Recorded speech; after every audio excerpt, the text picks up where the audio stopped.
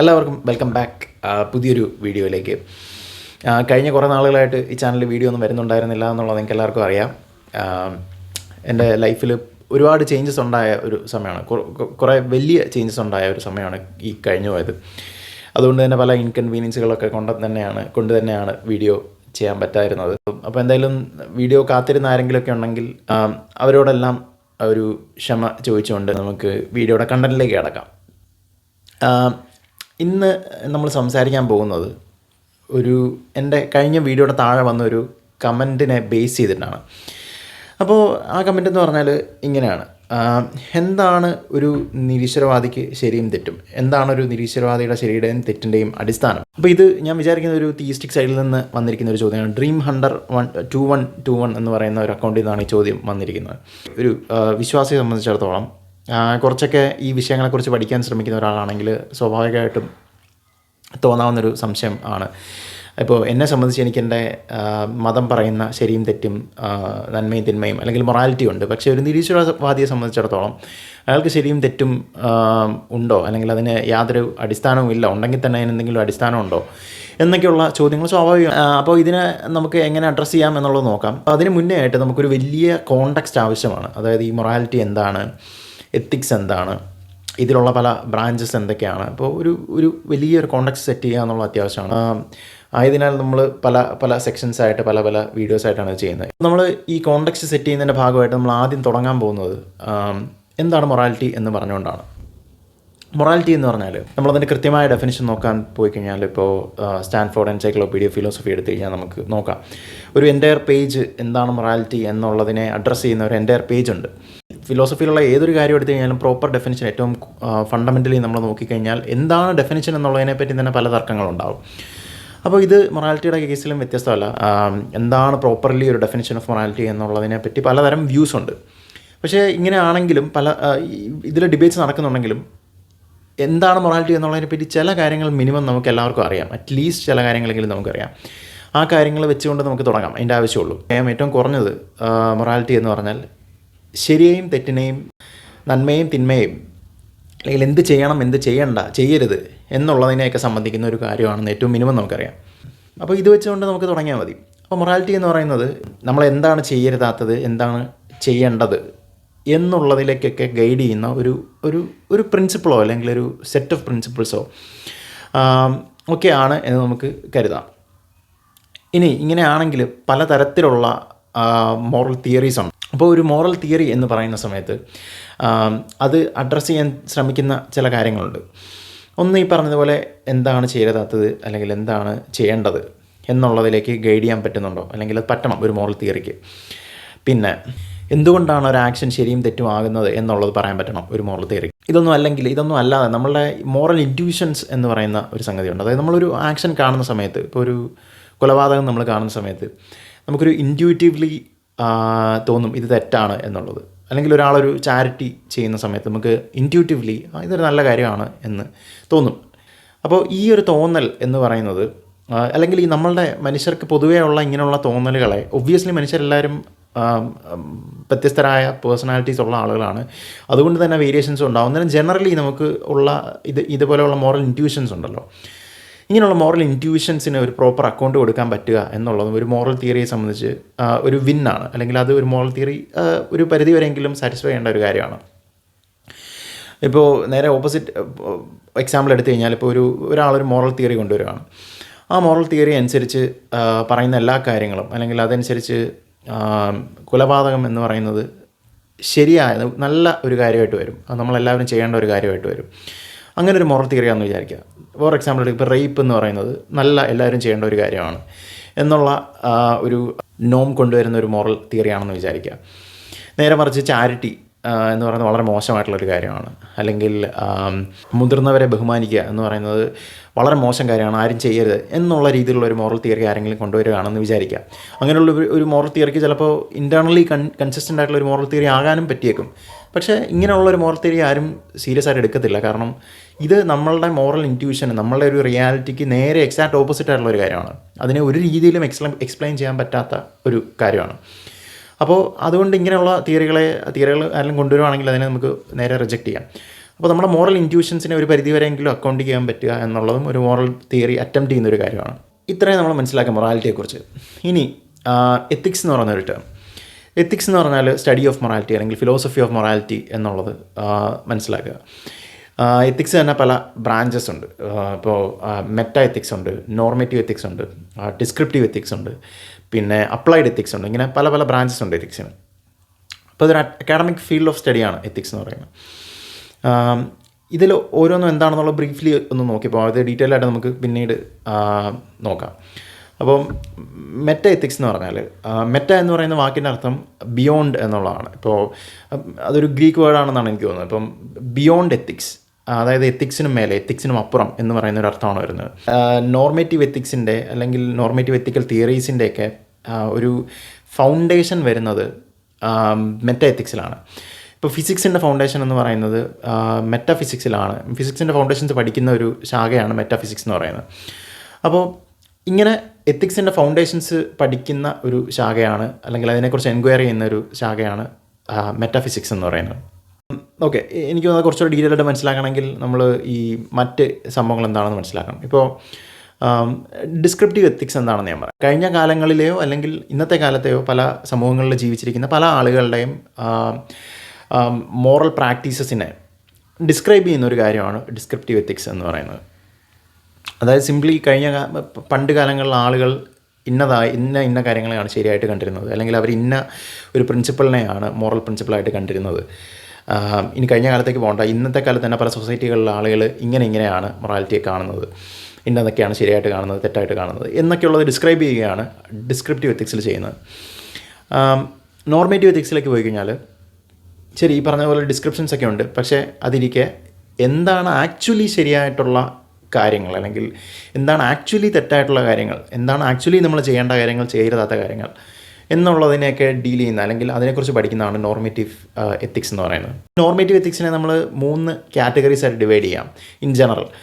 1 consequentialism, 2 deontology, 3 virtual ethics. ബ്രീഫായിട്ട് ഇത് എന്തൊക്കെയാണെന്ന് പറഞ്ഞു നോക്കിയാൽ, കോൺസിക്വൻഷ്യലിസം എന്ന് പറഞ്ഞാൽ ഒരു ആക്ഷൻ അല്ലെങ്കിൽ ഒരു ആക്ട് എന്ന് പറയുന്നത് ശരിയാണോ തെറ്റാണോ എന്നുള്ളത് നിർണ്ണയിക്കുന്നത് അതിൻ്റെ കോൺസിക്വൻസസിനെ ബേസ് ചെയ്തിട്ടാണ്. അതിൻ്റെ കോൺസിക്വൻസസ് എന്താണ് എന്നുള്ളതിനെ ഇവാലുവേറ്റ് ചെയ്തതിന് ശേഷമാണ് എന്ന് പറയുന്നതാണ് കോൺസിക്വൻഷ്യലിസം. യൂട്ടിലിറ്റേറിയനിസം എന്ന് പറയുന്നത് കോൺസിക്വൻസസിന് ഒരു എക്സാമ്പിളാണ്.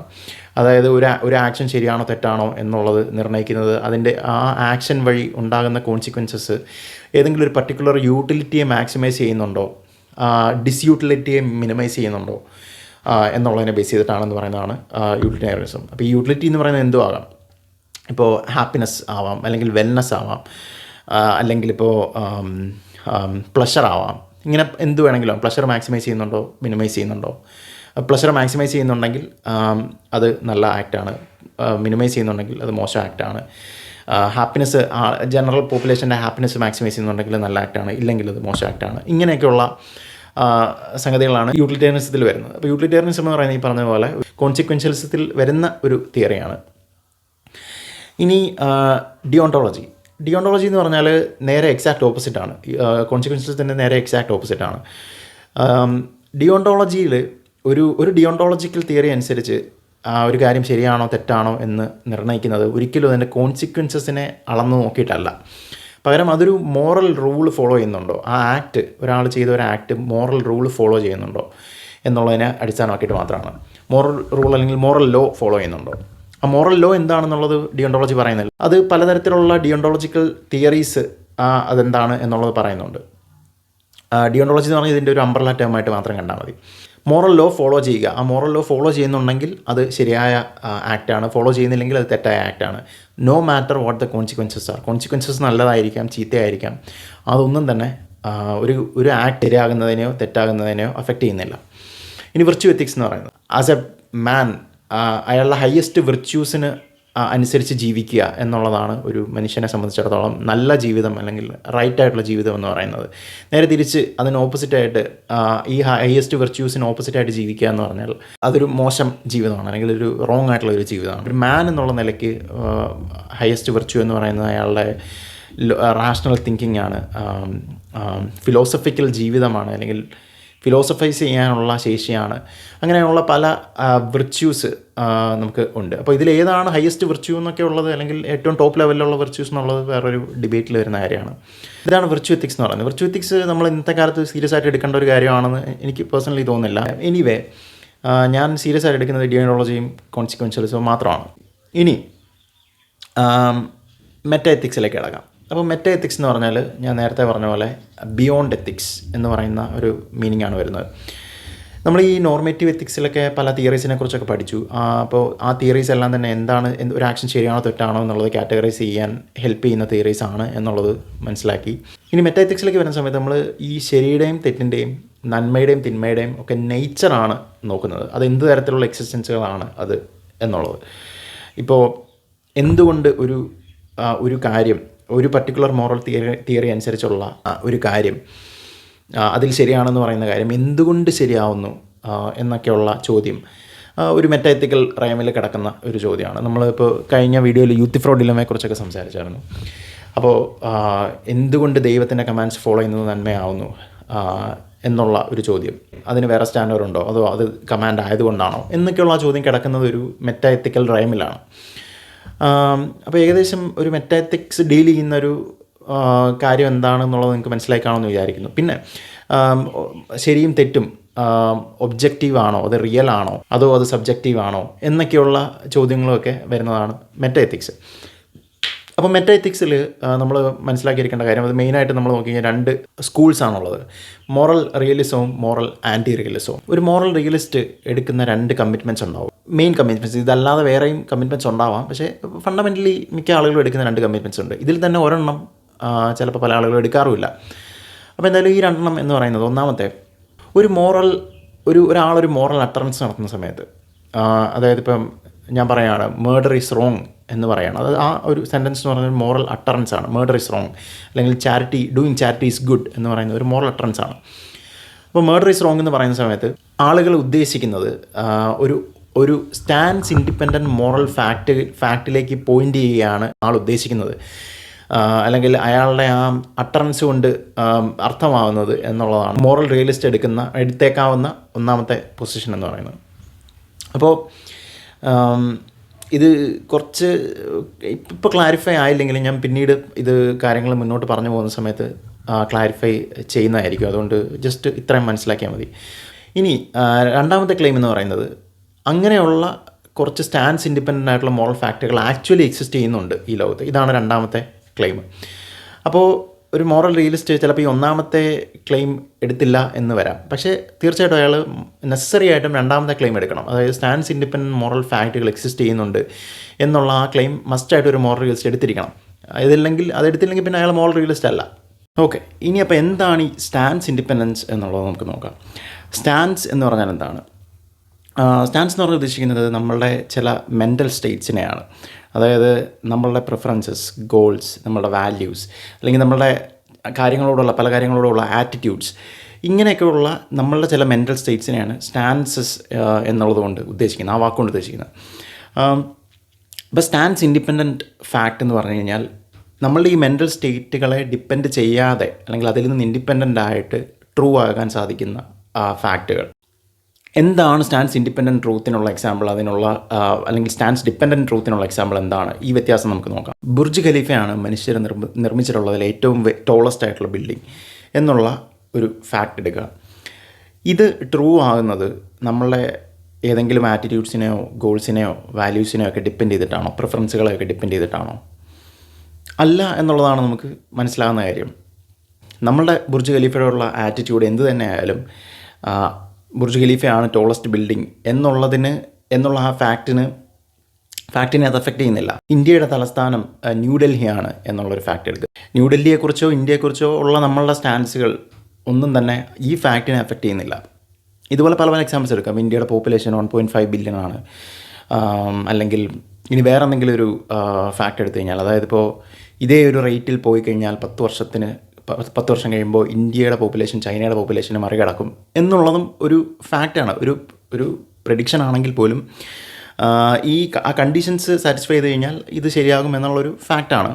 അപ്പോൾ ഇതൊന്നും തന്നെ നമ്മളുടെ ഒരു സ്റ്റാൻസിനെ ഡിപ്പെൻഡ് ചെയ്യാതിരിക്കുന്നതുകൊണ്ട് അതിനെല്ലാം സ്റ്റാൻസ് ഇൻഡിപെൻഡൻറ്റ് ഫാക്റ്റ് എന്ന് വിളിക്കും. അഥവാ ഇതെല്ലാം എക്സ്റ്റേണൽ വേൾഡിലുള്ള ഫാക്റ്റുകളായിട്ട് നമുക്ക് കണക്കാക്കാം, ഒബ്ജക്റ്റീവ് ഫാക്റ്റുകളായിട്ട്. മിയർലി നമ്മളുടെ മെൻ്റൽ സ്റ്റേറ്റ്സിനെ ഡിപ്പെൻഡ് ചെയ്തിരിക്കുന്ന അല്ലെങ്കിൽ മെൻ്റൽ സ്റ്റേറ്റ്സിനെ കുറിച്ചുള്ള ഫാക്റ്റുകളല്ല എന്നുള്ളത് നമുക്ക് മനസ്സിലാക്കാം. ഇനി നേരെ സ്റ്റാൻസ് ഡിപ്പെൻഡൻറ്റ് ഫാക്റ്റുകൾ എന്തൊക്കെയാണെന്ന് നോക്കാം. Chocolate is better than vanilla, അല്ലെങ്കിൽ ചോക്ലേറ്റ് ആണ് വനിലയേക്കാൾ നല്ലത് എന്നുള്ള ഒരു ഒരു ഒരു ക്ലെയിം എടുക്കുക, അല്ലെങ്കിൽ ആ ഒരു സെൻറ്റൻസ്, ആ ഒരു പ്രപ്പോസിഷൻ എടുക്കുക. ഇത് ട്രൂ ആകണമെങ്കിൽ എന്ത് കണ്ടീഷനായിരിക്കും വേണ്ടതെന്ന് ചിന്തിച്ച് നോക്കുക. ഡെഫിനറ്റ്ലി അവിടെ വേണ്ട ഒരു കാര്യം എന്ന് പറഞ്ഞാൽ ഒരു ഏജൻറ്റിൻ്റെ, ഇപ്പോൾ ഞാനോ അല്ലെങ്കിൽ മറ്റൊരാളോ നിങ്ങളാരെങ്കിലോ അങ്ങനെയുള്ളൊരു ഏജൻറ്റിൻ്റെ ഒരു ചില മെൻ്റൽ സ്റ്റേറ്റ്സ് ഇവിടെ ആവശ്യമാണ് ഈ പറയുന്ന ഒരു പ്രൊപ്പോസിഷൻ ട്രൂ ആണെങ്കിൽ. അതായത് എന്നെ സംബന്ധിച്ച് എൻ്റെ ലൈക്കിങ്സിനനുസരിച്ച്, എൻ്റെ പ്രിഫറൻസിനനുസരിച്ച് ചോക്ലേറ്റ് ആണ് വനിലയേക്കാൾ ബെറ്റർ എന്നുള്ളത് പറയാൻ പറ്റും. അപ്പോൾ അവിടെ എൻ്റെ പ്രിഫറൻസ് അവിടെ വന്നു കഴിഞ്ഞാൽ മാത്രമേ ആ ഒരു പ്രൊപ്പോസിഷൻ ട്രൂ ആവുന്നുള്ളൂ. അല്ലാതെ വെറുതെ chocolate is better than vanilla എന്ന് പറഞ്ഞാൽ ആ ഒരു പ്രൊപ്പോസിഷന് മാത്രമായിട്ട് ട്രൂ ആകാൻ സാധിക്കില്ല. അവിടെ ഒരു റെഫറൻസിൻ്റെ ആവശ്യമാണ്, എൻ്റെ റെഫറൻസ് ടു ഒരാളുടെ മെൻ്റൽ സ്റ്റേറ്റിലേക്ക്. അപ്പോൾ ഇങ്ങനെയുള്ളതാണ് സ്റ്റാൻസ് ഡിപ്പെൻഡൻറ്റ് ട്രൂത്ത്സ് എന്ന് പറയുന്നത്. ഫോർ എക്സാമ്പിൾ എടുത്താൽ ദാറ്റ് പെയിൻറ്റിങ് ഈസ് ബ്യൂട്ടിഫുൾ എന്ന് പറയുന്നത്, ആ പെയിൻറ്റിങ് ബ്യൂട്ടിഫുൾ ആണ് എന്നുള്ള ആ ഒരു പ്രൊപ്പോസിഷൻ എടുത്തു കഴിഞ്ഞാൽ ആ പ്രൊപ്പോസിഷൻ ട്രൂ ആണെങ്കിലും ഒരാളുടെ മെൻ്റൽ സ്റ്റേറ്റിലേക്ക് ഒരു റെഫറൻസ് വേണം. ഒരാളുടെ ലൈക്കിങ്ങിലേക്ക്, ഒരാളുടെ പ്രിഫറൻസിലേക്ക് ഒക്കെ ഒരു റെഫറൻസ് കൊടുക്കാതെ ഈ ബ്യൂട്ടി അല്ലെങ്കിൽ ബ്യൂട്ടിഫുൾ എന്ന് പറയുന്ന കാര്യം ട്രൂ ആകുന്നു എന്ന് നമുക്ക് പറയാൻ സാധിക്കില്ല. അറ്റ്ലീസ്റ്റ് അങ്ങനെയാണ് നമുക്ക് തോന്നുന്നത് ഒറ്റയടിക്ക്. നമ്മൾ സൂപ്പർഫിഷ്യലായിട്ട് നോക്കുന്ന സമയത്ത് നമുക്ക് തോന്നുന്നത് അങ്ങനെയാണ് എന്നെങ്കിലും പറയാം. ബ്യൂട്ടി എന്ന് പറയുന്ന ഒരു ഒബ്ജക്റ്റീവ് കാര്യമാണോ അതോ അത് സബ്ജക്റ്റീവ് ആണോ എന്നൊക്കെയുള്ളത് വേറെ ഒരു ഡിബേറ്റാണ്. എസ്തെറ്റിക്സിൽ വരുന്നൊരു ഡിബേറ്റാണ്. അങ്ങനെയുള്ള ഡിബേറ്റുകൾ നിലനിൽക്കുന്നുണ്ട് എന്നുള്ളത് പറഞ്ഞു വെച്ചുകൊണ്ട് തന്നെ നമുക്ക് ഇൻറ്റ്യൂട്ടീവായിട്ട് തോന്നുന്ന കാര്യങ്ങളാണ് ഞാനിവിടെ പറയുന്നത്. അപ്പോൾ ഇങ്ങനെയൊക്കെയാണ് സ്റ്റാൻസ് ഡിപ്പെൻഡൻറ്റ് ഫാക്റ്റുകൾ വരുന്നത്. സ്റ്റാൻസ് ഇൻഡിപെൻഡൻറ്റ് ഞാൻ നേരത്തെ പറഞ്ഞു, ബുർജ് ഖലീഫയുടെ എക്സാമ്പിൾ മറ്റേത്. അപ്പോൾ സ്റ്റാൻസ് ഇൻഡിപെൻഡൻസ് എന്താണ്, സ്റ്റാൻസ് ഡിപ്പെൻഡൻസ് എന്താണ് എന്ന് മനസ്സിലായ സ്ഥിതിക്ക് മോറൽ റിയലിസം എന്താണ് എന്നുള്ളത് ആ ഒരു കോണ്ടെക്സ്റ്റിൽ ഒന്നുകൂടെ ക്ലിയർ ആക്കുക എന്നുള്ളത് ഇമ്പോർട്ടൻ്റ് ആണ്. മോറൽ റിയലിസ്റ്റിൻ്റെ ഫസ്റ്റ് കമ്മിറ്റ്മെൻറ്റ് എന്ന് പറയുന്നത് ഒരാളൊരു മോറൽ അട്ടറൻസ് നടത്തുന്ന സമയത്ത്, for example murder is wrong എന്ന് പറയുന്ന സമയത്ത് അതൊരു സ്റ്റാൻസ് ഇൻഡിപെൻഡൻറ്റ് മോറൽ ഫാക്റ്റിലേക്കാണ് പോയിൻ്റ് ചെയ്യുന്നത് എന്നുള്ളതാണ്. അപ്പോൾ സ്റ്റാൻസ് ഇൻഡിപെൻഡൻറ്റ് ഫാക്റ്റ് എന്ന് പറഞ്ഞാൽ ബുർജ് ഖലീഫയാണ് ടോളസ്റ്റ് ബിൽഡിംഗ് എന്നുള്ളത് ഒരു സ്റ്റാൻസ് ഇൻഡിപെൻഡൻറ്റ് ഫാക്റ്റാണ്. അപ്പോൾ അതുപോലെയുള്ള ഒരു ഫാക്റ്റിലേക്കാണ് പോയിൻ്റ് ചെയ്യുന്നത്. ദ ഓൺലി തിങ് ഈസ് അത് ഒരു മോറൽ ഫാക്റ്റാണ്, മറ്റേത് മോറൽ അല്ലാത്ത ഒരു ഫാക്റ്റാണ്. രണ്ടാമത്തെ കമ്മിറ്റ്മെൻ്റ് എന്ന് പറയുന്നത് അങ്ങനെയുള്ള അറ്റ്ലീസ്റ്റ് ഒരു സ്റ്റാൻസ് ഇൻഡിപെൻഡൻറ്റ് മോറൽ ഫാക്റ്റെങ്കിലും എക്സിസ്റ്റ് ചെയ്യുന്നുണ്ട് എന്നുള്ളത് വളരെ വ്യക്തമായി കാണും എന്ന് ഞാൻ വിചാരിക്കുന്നു. ഇനി പലതരത്തിലുള്ള മോറൽ റിയലിസ്റ്റ് തിയറികളുണ്ട്. അപ്പോൾ എന്നെ സംബന്ധിച്ച് എൻ്റെ മൊറാലിറ്റി ഇതാണെന്ന് പറയുന്ന സമയത്ത് അയാളുടെ മെറ്റാ എത്തിക്കൽ പൊസിഷനും അയാളുടെ നോർമേറ്റീവ് എത്തിക്കൽ പൊസിഷനും മിനിമം എന്താണ് എന്നുള്ളത് ഡിഫൈൻ ചെയ്യണം. അപ്പോൾ മെറ്റാ എത്തിക്കൽ പൊസിഷൻ എന്ന് പറയുമ്പോൾ അയാളൊരു റിയലിസ്റ്റ് ആണോ, ഒരു ആൻറ്റി റിയലിസ്റ്റ് ആണോ, അതോ ഈ റിയലിസത്തിലെയും ആൻറ്റി റിയലിസത്തിലെയും പല തിയറികളിൽ ഏത് തിയറിയാണ് സബ്സ്ക്രൈബ് ചെയ്യുന്നത്, അതോ ഒരു തിയറിയും സബ്സ്ക്രൈബ് ചെയ്യുന്നില്ലേ, ഇതിനകത്തുള്ള പല തിയറികൾ മിക്സ് ചെയ്തിട്ട് അങ്ങനെയാണോ ഇനി എൻ്റെ പൊസിഷൻ, അങ്ങനെയുള്ള കാര്യങ്ങളൊക്കെ ഡിഫൈൻ ചെയ്യുക എന്നുള്ളതാണ് ഒരാളുടെ മോറൽ പൊസിഷൻ വ്യക്തമാക്കുമ്പോൾ ചെയ്യേണ്ട കാര്യം. അപ്പോൾ മോറൽ റിയലിസ്റ്റ് തിയറികൾ എന്താണെന്നുള്ളത് ക്വിക്കായിട്ട് നോക്കിപ്പോവാം. നമ്മൾ ഡീറ്റെയിൽഡ് ആയിട്ട് ഇതെല്ലാം എന്താണെന്ന് നോക്കുകയല്ല, ജസ്റ്റ് ഒന്ന് സ്കിം ചെയ്ത് പോവാം. അപ്പോൾ നമുക്ക് മെയിനായിട്ടും പറയാൻ പറ്റുന്ന രണ്ട് ടൈപ്പാണ് മോറൽ നാച്ചുറലിസവും മോറൽ നോൺ നാച്ചുറലിസവും എന്നുള്ളത് മെയിനായിട്ടുള്ള രണ്ട് കാര്യങ്ങളാണ്. പിന്നെ ഇതല്ലാതെ ഉള്ള തിയറി, ഡിവൈൻ കമാൻഡ് തിയറി എന്ന് പറയുന്നത് ഒരു മോറൽ റിയലിസ്റ്റ് തിയറിയാണ്. അറ്റ്ലീസ്റ്റ് മോറൽ റിയലിസ്റ്റ് തിയറിയാണ് എന്നുള്ളതാണ് അവർ ഡിവൈൻ കമാൻഡ് തിയറിസ്റ്റുകൾ അവകാശപ്പെടുന്നത്. ഇനി ഇതല്ലാതെ നാച്ചുറൽ ലോ തിയറിസ്റ്റുകളുണ്ട്, അല്ലെങ്കിൽ വെർച്യു എത്തിസ്റ്റുകൾ ഒരു ടൈപ്പ് ഓഫ് മോറൽ റിയലിസ്റ്റുകളാണെന്ന് വേണമെങ്കിൽ പറയാം. കാണ്ടിയൻ മൊറാലിറ്റി ഉണ്ട്, കൺസ്ട്രക്റ്റിവിസം ഉണ്ട്. കൺസ്ട്രക്റ്റിവിസം ഒരു റിയലിസത്തിനെയും ആൻറ്റി റിയലിസത്തിനെയും ഇടയ്ക്ക് കിടക്കുന്ന ഒരു തിയറിയാണ്. ഇങ്ങനെ പല പല തിയറികളുണ്ട്. അപ്പം മോറൽ നാച്ചുറലിസം എന്ന് പറഞ്ഞാൽ സിമ്പിൾ ടേംസിൽ പറഞ്ഞു കഴിഞ്ഞാൽ മോറൽ ഫാക്റ്റുകളെ നാച്ചുറൽ ഫാക്റ്റുകളായിട്ട് റെഡ്യൂസ് ചെയ്യാൻ പറ്റും എന്നുള്ളതാണ് മോറൽ നാച്ചുറലിസത്തിൽ പറയുന്നത്.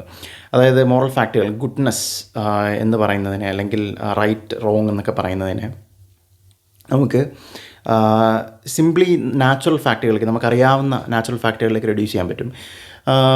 ഫോർ എക്സാമ്പിൾ നാച്ചുറൽ ഫാക്റ്റുകൾ എന്ന് പറഞ്ഞാൽ ഇപ്പോൾ പ്ലഷർ എന്ന് പറയുന്ന ഒരു നാച്ചുറൽ ഫാക്റ്റാണ്. നമ്മളുടെ മനുഷ്യരെ സംബന്ധിക്കുന്ന നാച്ചുറൽ ആയിട്ടുള്ളൊരു കാര്യമാണ്, അല്ലെങ്കിൽ ജീവജാലങ്ങളെ സംബന്ധിക്കുന്ന നാച്ചുറൽ ആയിട്ടുള്ളൊരു കാര്യമാണ് പ്ലഷർ. ഹാപ്പിനെസ് എന്ന് പറയുന്നത് ഇതുപോലെ മനുഷ്യരെ സംബന്ധിക്കുന്ന അല്ലെങ്കിൽ മറ്റ് മൃഗങ്ങളെ സംബന്ധിക്കുന്ന ഒരു നാച്ചുറൽ ഫാക്റ്റാണ്. പിന്നെ വെൽ ബീയിങ് എന്ന് പറയുന്നത് അങ്ങനെ ഒരു നാച്ചുറൽ ഫാക്റ്റാണ്. സഫറിങ് എന്ന് പറയുന്നത് ഒരു നാച്ചുറൽ ഫാക്റ്റാണ്. ഗുഡ്നെസ് എന്ന് പറയുന്നത് ഈ പറഞ്ഞതുപോലെ പ്ലഷറോ ഹാപ്പിനെസ്സോ അല്ലെങ്കിൽ വെൽ ബീയിങ്ങോ ഓഫ് കോൺഷ്യസ് ക്രീച്ചേഴ്സ് അങ്ങനെ എന്ത് വേണമെങ്കിലും ആകാം. അപ്പോൾ അങ്ങനെയൊക്കെയുള്ള നാച്ചുറൽ ഫാക്റ്റുകളിലേക്ക് നമുക്ക് റെഡ്യൂസ് ചെയ്യാൻ പറ്റുവാണെങ്കിൽ അത് ഒരു മോറൽ നാച്ചുറലിസമാണ്. അപ്പോൾ ഈ മോറൽ നാച്ചുറലിസത്തിനെതിരെ ഒരുപാട് വ്യൂസ് ഉണ്ട്. ഇതുപോലെയുള്ള ഓരോ നാച്ചുറൽ ഫാക്റ്റുകളിലേക്ക് ഇത് റെഡ്യൂസ് ചെയ്ത് കഴിഞ്ഞാൽ സ്റ്റിൽ മൂറിൻ്റെ ഓപ്പൺ ക്വസ്റ്റ്യൻ ആർഗ്യുമെൻ്റ് എന്ന് പറഞ്ഞ പ്രശ്നമുണ്ട്. അതായത് ഇപ്പോൾ ഗുഡ്നെസ് എന്നുള്ളത് പ്ലഷറാണ് എന്നുള്ളത് നമ്മൾ ഡിഫൈൻ ചെയ്യുകയാണെങ്കിൽ എപ്പോഴും നമുക്ക് പ്ലഷർ എന്ന് പറയുന്നത് ആക്ച്വലി ഗുഡാണോ എന്നുള്ളൊരു ചോദ്യം ഓപ്പണായിട്ട് കിടക്കുന്നതാണ്. അതൊരു ഓപ്പൺ ക്വസ്റ്റ്യൻ ആണ്. അതായത് ബാച്ചിലേഴ്സ് എന്ന് പറയുന്നത് അൺമാരീഡ് ആണോ എന്നുള്ള ഒരു ചോദ്യം എന്ന് പറയുന്നത് ഒരു ക്ലോസ്ഡ് ചോദ്യമാണ്. കാരണം ആ ചോദ്യത്തിന് പ്രസക്തിയില്ല. കാരണം bachelors are defined as unmarried. അല്ലെങ്കിൽ സർക്കിൾ എന്ന് പറയുന്നതിന് സൈഡ്സ് ഉണ്ടോ എന്ന് പറയുന്നത് ആ ചോദ്യത്തിന് ഒരു പ്രസക്തിയില്ല. കാരണം സർക്കിൾ എന്ന് പറയുന്നതിന് ഡിഫൈൻ ചെയ്തിരിക്കുന്ന സൈഡ്സ് ഇല്ലാത്ത ഒന്നായിട്ടാണ്.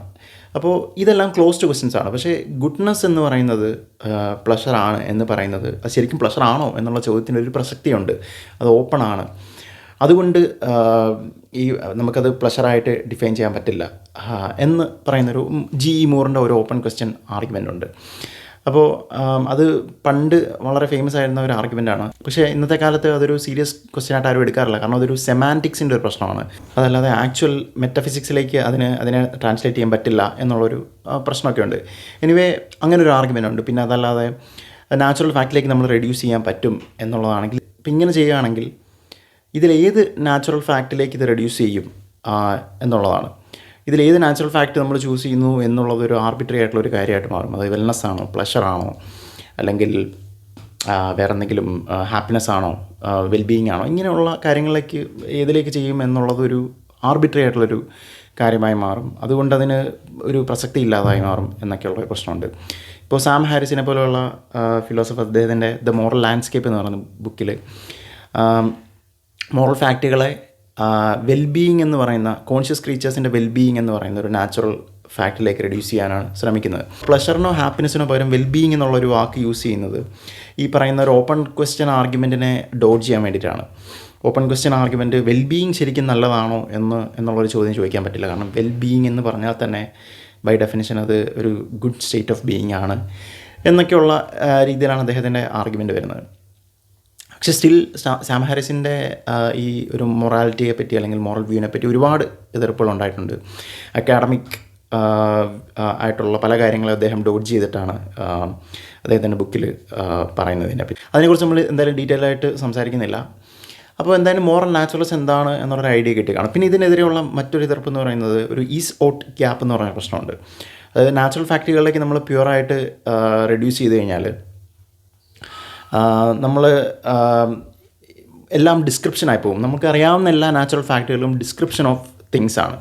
അപ്പോൾ ഡിസ്ക്രിപ്ഷൻ ഓഫ് തിങ്സിൽ നിന്ന് നമുക്ക് you should do that, you ought to do that, നീ അത് ചെയ്യണം എന്നുള്ള ആ ഒരു കൺക്ലൂഷനിലേക്ക് ഒരിക്കലും എത്താൻ പറ്റില്ല.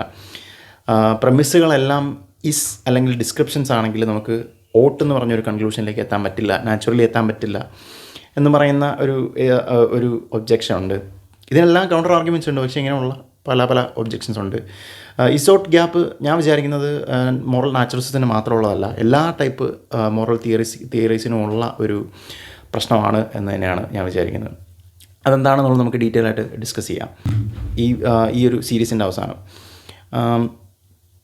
അപ്പോൾ അത് മോറൽ നാച്ചുറലിസം. ഇനി മോറൽ നാച്ചുറലിസത്തിൽ തന്നെ കോണൽ റിയലിസം എന്ന് പറയുന്നൊരു വ്യൂ ഉണ്ട്.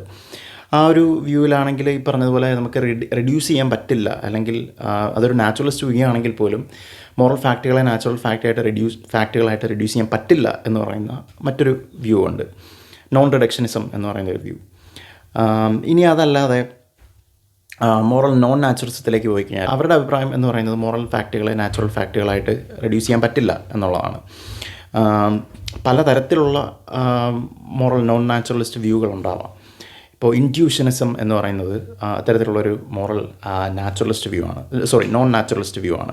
നേരത്തെ പറഞ്ഞ ഒബ്ജെക്ഷൻസ് എല്ലാം സൈറ്റ് ചെയ്തുകൊണ്ട് നമുക്ക് മോറൽ ഫാക്റ്റുകളെ നാച്ചുറൽ ഫാക്റ്റുകളിലേക്ക് റെഡ്യൂസ് ചെയ്യാൻ പറ്റില്ല. നമ്മളുടെ ഇൻറ്റ്യൂഷൻസ് ആണ് നമുക്ക് ഈ മോറൽ ഫാക്റ്റുകളിലേക്കുള്ള ഒരു എപ്പിസ്റ്റമിക് ആക്സസ് എന്നും ഉള്ളതാണ് ഇൻറ്റ്യൂഷനിസം പറയുന്നത്. അപ്പം ഏത് തരത്തിലുള്ള നോൺ നാച്ചുറലിസം എടുത്തു കഴിഞ്ഞാലും, അതായത് നാച്ചുറൽ ഫാക്റ്റുകളിലേക്ക് റെഡ്യൂസ് ചെയ്യാൻ പറ്റില്ല എന്നുള്ളത് എടുത്തു കഴിഞ്ഞാലും, ഈ പിന്നെ മോറൽ ഫാക്റ്റുകൾ എന്താണ് എന്നുള്ളതിനെപ്പറ്റി ഒരു മിസ്റ്ററി അവിടെ നിലനിൽക്കുന്നുണ്ട്. നാച്ചുറൽ ഫാക്റ്റുകളിലേക്ക് റെഡ്യൂസ് ചെയ്യാൻ പറ്റിയില്ലെങ്കിൽ പിന്നെ എന്താണ്, അതൊരു ആബ്സ്ട്രാക്റ്റ് ആയിട്ടുള്ളൊരു റേമിൽ നിലനിൽക്കുന്നതാണോ, അല്ലെങ്കിൽ നെസസറലി ചില ഫണ്ടമെൻ്റൽ മോറൽ ഫാക്റ്റുകളുണ്ട്, അത് മറ്റൊന്നിലേക്ക് റെഡ്യൂസ് ചെയ്യാൻ പറ്റില്ല, അത് എന്തുകൊണ്ടുണ്ട് എന്നുള്ളത് ചോദിക്കാൻ പറ്റില്ല, അങ്ങനെയുള്ള ഒരു വ്യൂ ആണോ, അല്ലെങ്കിൽ എന്തെങ്കിലും ഒരു നേരത്തെ പറഞ്ഞ ഒരു സൂപ്പർ നാച്ചുറൽ റേമിലുള്ള കാര്യമാണോ, ഇങ്ങനെയുള്ള പല പല ചോദ്യങ്ങൾ മോറൽ നോൺ നാച്ചുറലിസ്റ്റുകൾക്ക് പ്രശ്നമാണ്. ഒരു എപ്പിസ്റ്റമിക് ആക്സസിൻ്റെ പ്രശ്നം ഇങ്ങനെയൊക്കെയാണ്. ഒരു ആബ്സ്ട്രാക്ട് റേമിലാണ് മോറൽ ഫാക്റ്റുകൾ നിൽക്കുന്നതെങ്കിൽ അതിലേക്ക് നമ്മളുടെ ഒരു എപ്പിസ്റ്റമിക് ആക്സസ് എങ്ങനെയാണ് എന്നൊക്കെയുള്ള ചോദ്യങ്ങൾ ഇവർക്കെതിരെയുള്ള ചോദ്യങ്ങളാണ്. ഇപ്പോൾ ഇൻറ്റ്യൂഷൻ ആണ് എന്നൊക്കെ പറഞ്ഞാലും അത് എങ്ങനെ നമ്മളുടെ ഇൻറ്റ്യൂഷനും അതുമായിട്ട് കമ്മ്യൂണിക്കേറ്റ് ചെയ്യുന്നു എന്നൊക്കെയുള്ളത് വേറൊരു ഇങ്ങനെയുള്ള കോൺസെപ്റ്റിനെതിരെ ഉള്ളൊരു പ്രശ്നമാണ്. ഒബ്ജക്റ്റീവ് മോറൽ ഫാക്റ്റുകൾ എക്സിസ്റ്റ് ചെയ്യുന്നുണ്ട് എന്ന് ആരെങ്കിലും പറഞ്ഞു കഴിഞ്ഞാൽ ഈ ഒരു ആംഗിളിൽ നമ്മൾ ചിന്തിക്കുക എന്നുള്ളത് ഇമ്പോർട്ടൻ്റ് ആണ്. എങ്ങനെ നമുക്കതിലേക്ക് ആക്സസ് കിട്ടുന്നു, ഇത് എക്സിസ്റ്റ് ചെയ്യുന്നത് എങ്ങനെയാണ്, അബ്സ്ട്രാക്ട് റൈമിലാണോ, അതോ അത് നാച്ചുറൽ ഫാക്റ്റുകളായിട്ടാണ് എക്സിസ്റ്റ് ചെയ്യുന്നത്, ഇങ്ങനെയുള്ള ചോദ്യങ്ങളൊക്കെ നമ്മൾ ഈ പറയുന്ന ആളുകളോട് ചോദിക്കണം. ജസ്റ്റ് ഇതൊക്കെ ടച്ച് ചെയ്ത് പോകുന്നേ ഉള്ളൂ. ഇനി നമുക്ക് കാണ്ടിൻ്റെ മൊറാലിറ്റിയെക്കുറിച്ച് സംസാരിക്കാം. ഇമ്മാനുവൽ കാണ്ട് എന്ന് പറയുന്നത് ഒരു റെവല്യൂഷണറി ആയിട്ടുള്ള ഒരു ഐഡിയ കൊണ്ടുവന്ന ഒരാളാണ്. അദ്ദേഹം ഒരു ഡിയോണ്ടോളജിസ്റ്റാണ്. മോറൽ ലോ ഫോളോ ചെയ്യുന്നതാണ് ഒരു ആക്ഷനെ ഗുഡാക്കുന്നത്, അതിനെ ഫോളോ ചെയ്യാതിരിക്കുന്നതാണ് അതിനെ മോശമാക്കുന്നത് എന്നുള്ളത് പറയുന്നതാണ്. ജസ്റ്റ് മിയർലി ഫോളോ ചെയ്യുന്നത് മാത്രമല്ല, മോറൽ ലോ ഫോളോ ചെയ്യാൻ വേണ്ടി തന്നെ ആ ഒരു ഇൻറ്റൻഷനോട് കൂടി തന്നെ ഫോളോ ചെയ്യുന്നതാണ് നന്മ. അതല്ല നമ്മളുടെ എന്തെങ്കിലും ഒരു അഡ്വാൻറ്റേജിന് വേണ്ടി അല്ലെങ്കിൽ ഫ്യൂച്ചർ കോൺസിക്വൻസസ് നല്ലതായിരിക്കും എന്നൊക്കെ വിചാരിച്ച് മോറൽ ലോ ഫോളോ ചെയ്യുന്നത് ആ ആക്ഷനെ നല്ലതാക്കുന്നില്ല, നന്മയാക്കുന്നില്ല എന്നൊക്കെയുള്ള വ്യൂസാണ് അദ്ദേഹത്തിന്. കോൺസിക്വൻഷ്യലിസം എന്ന് പറയുന്നതിൽ നിന്ന് ഒട്ടും സാറ്റിസ്ഫൈഡ് അല്ലാതെ ഒരു യൂണിവേഴ്സൽ ആയിട്ടുള്ള ഒരു കാറ്റഗോറിക്കൽ ഇമ്പറേറ്റീവ് അല്ലെങ്കിൽ ഒരു യൂണിവേഴ്സൽ മോറൽ ലോ കൊണ്ടുവരിക എന്നുള്ളതായിരുന്നു അദ്ദേഹത്തിൻ്റെ ഉദ്ദേശം. അതായത് കാറ്റഗോറിക്കൽ ഇമ്പറേറ്റീവ് എന്ന് പറഞ്ഞാൽ ചില കാര്യങ്ങൾ you should do it no matter what. വേറെ എന്തൊക്കെ കാരണങ്ങളുണ്ടെങ്കിലും അത് ചെയ്യാതിരിക്കാൻ എന്തെല്ലാം കാരണങ്ങളുണ്ടെങ്കിലും നമ്മളുടെ ഡിസൈർസ് അതിന് നേരെ ഓപ്പോസിറ്റ് ആയിരിക്കാം, അല്ലെങ്കിൽ മറ്റ് കോൺസിക്വൻസസ് നമുക്കിഷ്ടമുള്ള കോൺസിക്വൻസസ് ആയിരിക്കില്ല. എന്ത് തന്നെയായാലും ചില കാര്യങ്ങൾ നമ്മൾ ചെയ്തേ പറ്റൂ എന്നുള്ള ഒരു വ്യൂ ആണ്. അതിനാണ് കാറ്റഗോറിക്കൽ ഇമ്പറേറ്റീവ് എന്ന് പറയുന്നത്. നേരെ തിരിച്ച് ഓപ്പോസിറ്റ് ഹൈപ്പോത്തറ്റിക്കൽ ഇമ്പറേറ്റീവ്സ് ഉണ്ട്. ഹൈപ്പോത്തറ്റിക്കൽ ഇമ്പറേറ്റീവ് എന്ന് പറഞ്ഞാൽ do it if you want to achieve this എന്ന് പറയുന്ന ഒരു സംഭവം. അതിനകത്ത് if you want to achieve this എന്നുള്ളത് എടുത്ത് കളഞ്ഞു കഴിഞ്ഞാൽ ബാക്കി ഡു ഇറ്റ് അല്ലെങ്കിൽ യു ഷുഡ് ഡു ദിസ് എന്ന് പറയുന്ന ആ ഒരു സംഗതി ഉണ്ടല്ലോ, അതാണ് കാറ്റഗോറിക്കൽ ഇമ്പറേറ്റീവിൽ വരുന്നത്. അപ്പോൾ കാണ്ടിൻ്റെ വ്യൂ അനുസരിച്ച് ചില കാര്യങ്ങൾ, ഫോർ എക്സാമ്പിൾ ലൈയിങ്, നമ്മൾ ഒരിക്കലും ലൈ ചെയ്യരുത്, you should not lie no matter what എന്നുള്ളതാണ്. ഇവൻ ദോ നമ്മൾ ലൈ ചെയ്യുന്നതിൻ്റെ കോൺസിക്വൻസസ് വളരെ നല്ലതാണെങ്കിൽ പോലും, ഇപ്പോൾ നമ്മൾ ലൈ ചെയ്തുകൊണ്ട് ഒരു 10 പേരെ നമുക്ക് ജീവൻ രക്ഷിക്കാൻ പറ്റുമെന്നുണ്ടെങ്കിൽ പോലും നമ്മൾ ലൈ ചെയ്യരുത് എന്നുള്ളതാണ് കാണ്ടിൻ്റെ. ഇങ്ങനെയുള്ള ഈ കാണ്ടിയൻ മൊറാലിറ്റി ഉണ്ട്. പിന്നെ കൺസ്ട്രക്റ്റിവിസം ഉണ്ട്. അതായത് മൊറാലിറ്റി എന്ന് പറയുന്നത് സംഹൗ ഹ്യൂമൻ ബീയിങ്സ് അവരുടെ റീസണിലൂടെയും റാഷണാലിറ്റിയിലൂടെയും കൺസ്ട്രക്റ്റ് ചെയ്യുന്ന ഒന്നാണ് എന്നുള്ള ഒരു വ്യൂ ഉണ്ട്. അങ്ങനെ ഒരുപാട് മോറൽ റിയലിസ്റ്റ് വ്യൂസ് ഉണ്ട് എന്ന് പറയാൻ വേണ്ടിയാണ് ഇത്രയും പറഞ്ഞത്. അപ്പോൾ മോറൽ റിയലിസം എന്താണ് എന്നുള്ള ഒരു വ്യക്തമായ ഐഡിയ ഏകദേശം നിങ്ങൾക്ക് കിട്ടിക്കാണുമെന്നാണ് ഞാൻ വിചാരിക്കുന്നത്. പല കാര്യങ്ങളും ഇതിനകത്ത് ഡീറ്റെയിൽഡായിട്ട് സംസാരിക്കാനുണ്ട്. അതൊക്കെ നമുക്ക് മറ്റ് വീഡിയോകളിലായിട്ടോ ഒക്കെ തന്നെ ഒരു സെപ്പറേറ്റ് കാര്യമായിട്ട് ചെയ്യാവുന്നതാണ്. ബട്ട് ഓവറോൾ ഒരു ഐഡിയ കിട്ടുക എന്നുള്ളത് മാത്രമാണ് ലക്ഷ്യം. ഇനി മോറൽ ആൻറ്റി റിയലിസം എന്താണ് എന്നുള്ളത് നമുക്ക് അടുത്ത വീഡിയോയിൽ ഡിസ്കസ് ചെയ്യാം. കണ്ടിരുന്ന എല്ലാവർക്കും താങ്ക് യു. എന്തെങ്കിലും അഭിപ്രായങ്ങളുണ്ടെങ്കിൽ ചോദ്യങ്ങളുണ്ടെങ്കിൽ കമൻറ്റ് സെക്ഷനിൽ ഇടുക. പിന്നെ ഞാൻ ഈ പറയുന്ന കാര്യങ്ങളൊക്കെ നിങ്ങളുടേതായ റിസർച്ചും കൂടെ നടത്തുക. എന്നിട്ട് പല കാര്യങ്ങളെക്കുറിച്ചുള്ള മൈൻഡ് മേക്കപ്പ് ചെയ്യുക. ഞാനൊരു രീതിയിലുള്ള ഒരു അതോറിറ്റിയുമല്ല ഈ കാര്യത്തിൽ. ഞാൻ പഠിച്ച കാര്യങ്ങൾ ജസ്റ്റ് പറഞ്ഞു തരുന്നു എന്ന് മാത്രമേ ഉള്ളൂ. അപ്പോൾ thank you so much. See you in next video.